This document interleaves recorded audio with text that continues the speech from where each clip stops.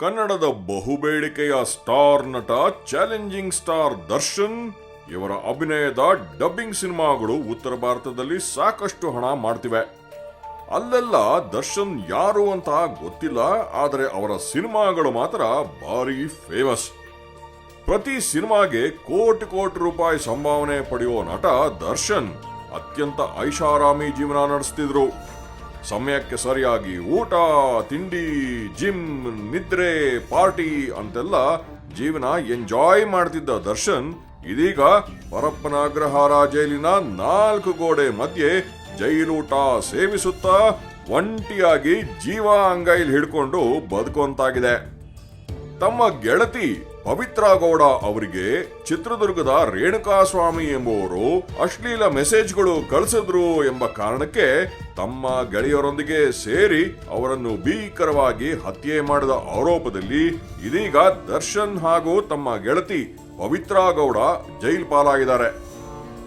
Court ಈ ಇಬ್ಬರನ್ನು ನ್ಯಾಯಾಂಗ ಬಂಧನಕ್ಕೆ ಒಪ್ಪಿಸಿದ್ದು ಇಬ್ಬರೂ ಕೂಡ ಪರಪ್ಪನಾಗ್ರಹಾರ ಕೇಂದ್ರ ಕಾರಾಗೃಹದಲ್ಲಿ ವಿಚಾರಣಾಧೀನ ಕೈದಿಗಳಾಗಿ ಕಾಲ ಕಳೀತಿದ್ದಾರೆ.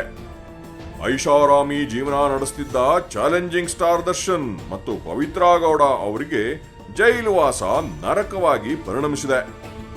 ಜೈಲಿನಲ್ಲಿ ಚಾಪೆಯಲ್ಲಿ ನಿದ್ರಿಸಲಾಗದೆ ದರ್ಶನ್ ಮತ್ತು ಪವಿತ್ರ ಗೌಡ ಚಡಪಡಿಸುತ್ತಿದ್ದಾರೆ. ಜೊತೆಗೆ ಸೊಳ್ಳೆಗಳ ಕಾಟದಿಂದ ಮತ್ತಷ್ಟು ಹೈರಾಣಾಗಿದ್ದಾರೆ ಎಂದು ತಿಳಿದು ಬಂದಿದೆ.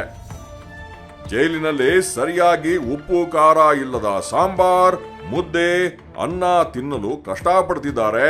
ಜೈಲಿನ ಮೆನು ಪ್ರಕಾರ ಇಬ್ಬರಿಗೂ ಮುದ್ದೆ, ಅನ್ನ, ಚಪಾತಿ, ತರಕಾರಿ, ಸಾಂಬಾರ್ ಮತ್ತು ಮಜ್ಜಿಗೆಯನ್ನು ಜೈಲು ಸಿಬ್ಬಂದಿ ನೀಡುತ್ತಿದ್ದಾರೆ.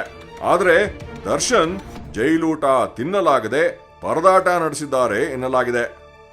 ರಾತ್ರಿ ಬೇಗ ಮಲಗಿದ್ರು ಪದೇ ಪದೇ ಎಚ್ಚರಗೊಂಡಿದ್ದು ರಾತ್ರಿ ನೀಡಿದ ಮುದ್ದೆ, ಅನ್ನ, ಚಪಾತಿ, ತರಕಾರಿ, ಸಾಂಬಾರ್ ಮತ್ತು ಮಜ್ಜಿಗೆಯನ್ನ ಒಲ್ಲದ ಮನಸ್ಸಿನಿಂದ ಸೇವಿಸಿದ್ದು ಉಪ್ಪು ಖಾರ ರುಚಿ ಇಲ್ಲದ ಅರೇಬೆಂದ ಊಟ ಒಗ್ಗುತ್ತಿಲ್ಲ ಎಂದು ತಿಳಿದು ಬಂದಿದೆ. ಸಹ ಕೈದಿಗಳ ಜೊತೆ ಬೆರೆಯದೆ ಇಬ್ಬರು ಮೌನಕ್ಕೆ ಶರಣಾಗಿದ್ದಾರೆ. ಮುಂಜಾನೆ ಬೇಗ ಎದ್ದು ಕಾಫಿ ಕುಡಿದ ನಂತರ ಪೇಪರ್ ಓದಿದ್ದನ್ನು ಬಿಟ್ರೆ ಬೇರೆ ಯಾವುದೇ ಚಟುವಟಿಕೆ ಇಲ್ಲದೆ ಕಾಲ ಕಳೀತಿದ್ದಾರೆ.